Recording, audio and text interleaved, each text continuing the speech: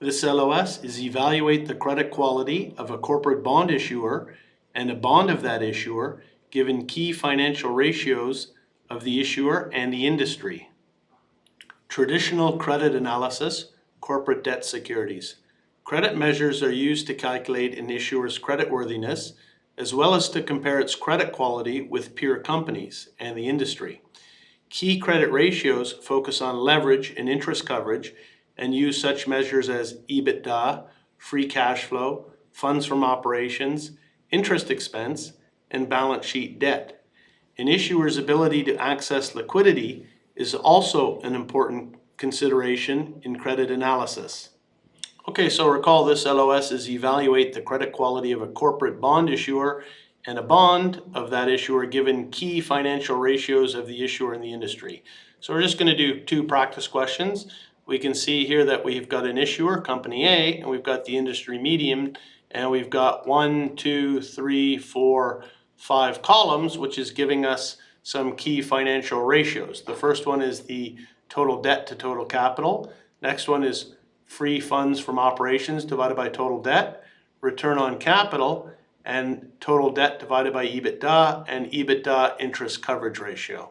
So based on the information in the exhibit, company A's credit risk is most likely A, lower than the industry, B, higher than the industry, or C, same as the industry. So if we look at the total debt divided by total capital, company A, 47.1% versus the industry 42.4%. Free funds from operations divided by total debt, 77.5% versus industry 23.6%. Return on capital, company A 19.6%, industry median 6.55%. Total debt divided by EBITDA for company A 1.2, industry median 2.85, and finally EBITDA interest coverage times for company A 17.7 times, industry median 6.45. So A is correct. Based on 4 of the 5 credit ratios, company A's credit quality is superior to that of the industry. So its credit risk is lower than the industry. So A is correct. So you just got to be careful when you're reading the question that it's talking about the credit risk or it's talking about the credit quality, most likely, least likely. So if we go through it here, the total debt to total capital, a little bit more total debt on company A, so not on that one, but the free funds from operations to total debt, better than the industry. Return on capital, better than the industry.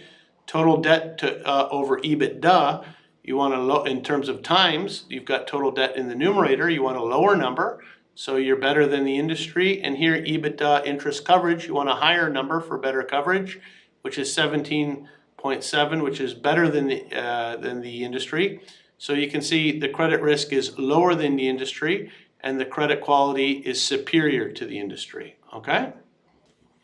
So now we're going to finish this LOS with one last practice question. So it's very similar. We've got now company A, company B, and the industry median. So based on the information in the exhibit, the credit rating of company B is most likely lower than company A, higher than company A, or the same as company A. So I'm not going to read all the numbers, but you see we've got the same 5 columns. First column, total debt to total capital. Second column, free funds from operations divided by total debt. Third column is the return on capital.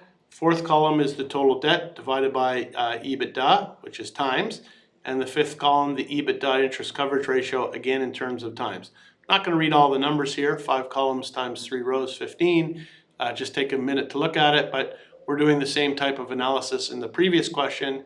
And in this case, we're trying to determine the credit rating of company B versus company A. It's not versus the industry in this case. So in this case, we're comparing company B versus company A. So we see that the total debt to total capital, much higher for company B. So we're talking about the credit rating of company B. I would say it's most likely probably lower based on that first column, okay? Second one, free funds from operations to total debt, less free funds from operations as a percentage. Return on capital is a little bit better, that's fine. Total debt to EBITDA is higher for company B, so again, that's more risk. I would say that the credit rating, more risk, is going to be a lower credit rating. And then finally, the EBITDA, the interest coverage ratio, you can see here company A is much better than company B. We've got a much lower EBITDA interest coverage ratio. So again, the indicators are showing that the credit rating of company B is most likely lower than company A. So A is correct. Company B has more financial leverage and less interest coverage than company A, which implies the greater risk. And that's the last slide for this LOS. Thank you.